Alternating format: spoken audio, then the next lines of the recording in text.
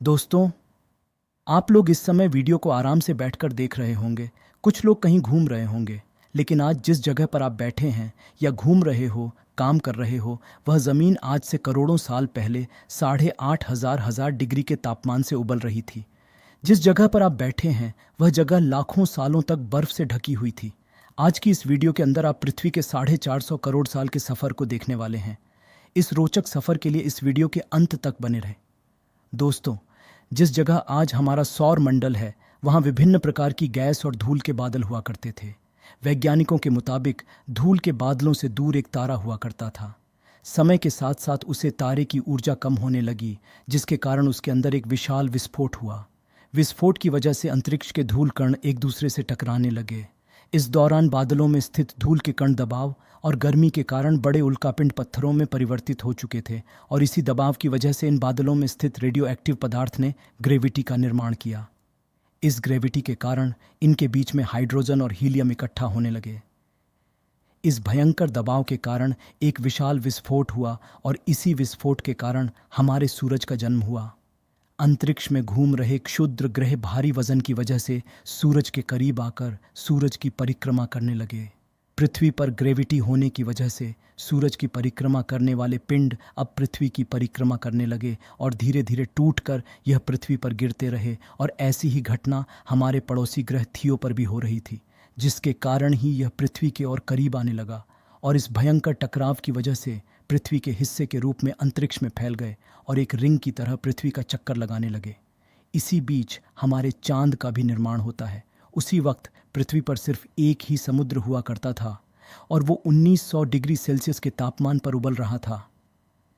समय के साथ साथ पृथ्वी धीरे धीरे ठंड हो रही थी, जिसके कारण पृथ्वी के भारी तत्व जैसे धातु और रेडियो एक्टिव पदार्थ पृथ्वी के केंद्र में जाकर इकट्ठा हो गए, और हल्के पदार्थ पृथ्वी की सतह पर आ गए। लाखों सालों तक पृथ्वी पर उल्कापिंडों की बरसात होती रही, और धीरे धीरे पृथ्वी की ऊपरी सतह में पानी निकलता था। वैज्ञानिकों के मुताबिक यही वो वक्त था जब दूर गहरे पानी के अंदर निकलते ज्वालामुखियों से पहले बार सूक्ष्म जीवन का निर्माण हुआ। लाखों सालों बाद एक वक्त ऐसा आया जब पृथ्वी की पूरी सतह पानी से ढक चुकी थी। लेकिन जब पृथ्वी की ऊपरी ज़मीन और ठंडी हो जाती है, तब पृथ्वी के अंदर की गर्मी बाहर नहीं निकाल पाती, जिसके कारण ज्वालामुखियों का निर्माण होता है। और आने वाले लाखों सालों तक ज्वालामुखियों का निकालना जारी रहा, जिससे पानी के ऊपर ज़मीन का निर्माण हो रहा था। इस वक्त भी पृथ्वी पर वातावरण ना होने की वजह से अंतरिक्ष से उल्कापिंडों की बरसात हो रही थी, और पृथ्वी का एक दिन 12 घंटे का हुआ करता था।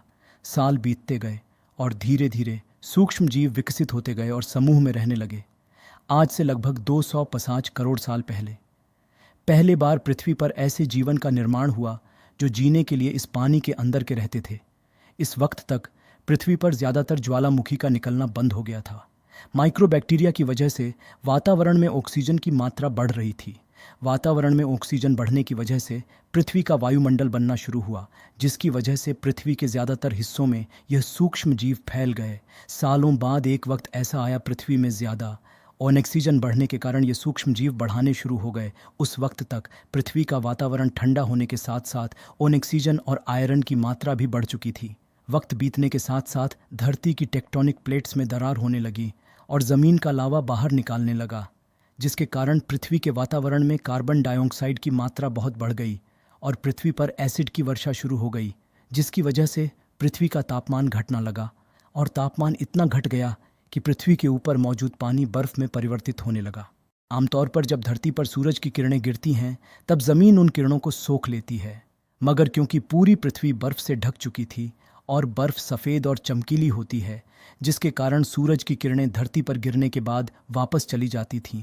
इसी कारण से पृथ्वी कई लाखों सालों तक बर्फ से ढकी रही। लेकिन धरती के अंदर मौजूद ज्वालामुखी बाहर निकालना शुरू हो गया और उसकी गर्मी से बर्फ पिघलना शुरू हो गई। इसी बीच जो पृथ्वी की गहराई में बचे कुछ सूक्ष्म जीव धीरे धीरे बदल रहे थे, और अब वह ऑक्सीजन से अपने शरीर को बड़ा और जटिल बनाने के लिए इस्तेमाल करने लगे थे। इस बीच पानी में अलग से भी छोटे समुद्री पौधे निकालने शुरू हो चुके थे। ऐसा बार बार कई हज़ारों सालों तक होता रहा, और इसी कारण से अब समुद्री जीव धीरे धीरे वातावरण के हिसाब से विकसित हो रहे थे। इस बीच कई सारे जीव समुद्री जंगल से विलुप्त हो गए, मगर जो बच गए वो धीरे धीरे पृथ्वी के बदलते तापमान के हिसाब से ढलते गए।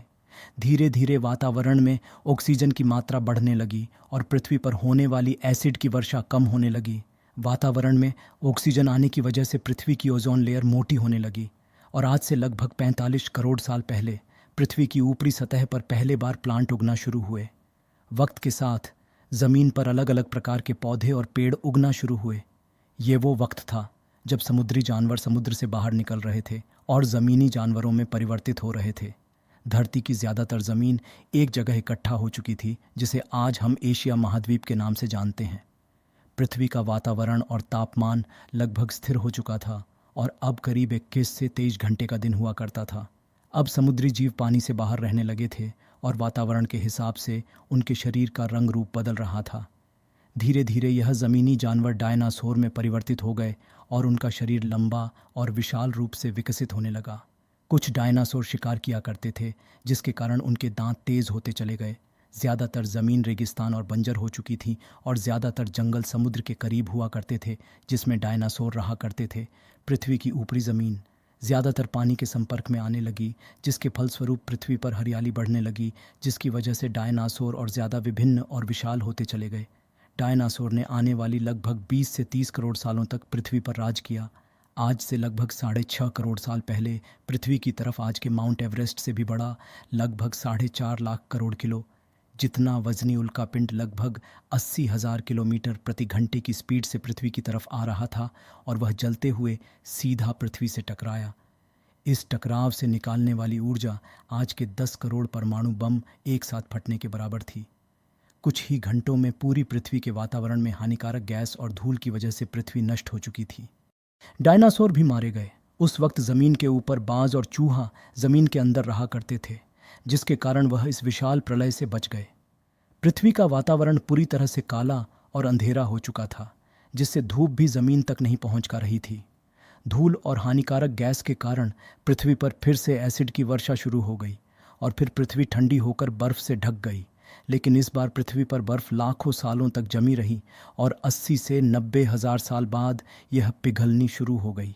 जैसे ही धरती पर वातावरण फिर से पहले जैसा होने लगा, वैसे ही ये छोटे जीव ज़मीन से बाहर आना शुरू हो गए। यही चूहों ने खाने की तलाश में जगह जगह भटकना शुरू किया और धीरे धीरे 2 पैरों पर चलना शुरू किया, जिससे बंदरों में तब्दील होते चले गए और धीरे धीरे उनके शरीर का रंग रूप वहाँ के मौसम के हिसाब से बदलते गया। वक्त के साथ साथ हम आदिवासी बने। हमने हथियारों का आविष्कार किया और धीरे धीरे इंसान के रूप में विकसित हुए। हमने धर्म से लेकर परिवार, भाषा और संस्कृति का निर्माण किया और वक्त के साथ साथ हम विकसित होते चले गए और आज हम इस पृथ्वी की सबसे विकसित प्रजाति बन चुके हैं। पृथ्वी के इस करोड़ों साल के रोचक सफ़र में आपको सबसे अच्छी प्रजाति कौन सी लगी? अपनी राय कमेंट में ज़रूर बताएं। इस वीडियो को एक लाइक ज़रूर करें और अपने मित्रों तक इस वीडियो को शेयर करें ताकि उन्हें भी जानकारी मिल सके। और अपने भरोसेमंद चैनल को सब्सक्राइब ज़रूर करें और बेल आइकॉन को जो पर सिलेक्ट करना बिल्कुल ना भूलें। मिलते हैं किसी और नॉलेज वीडियो के साथ। वीडियो को अंत तक देखने के लिए धन्यवाद।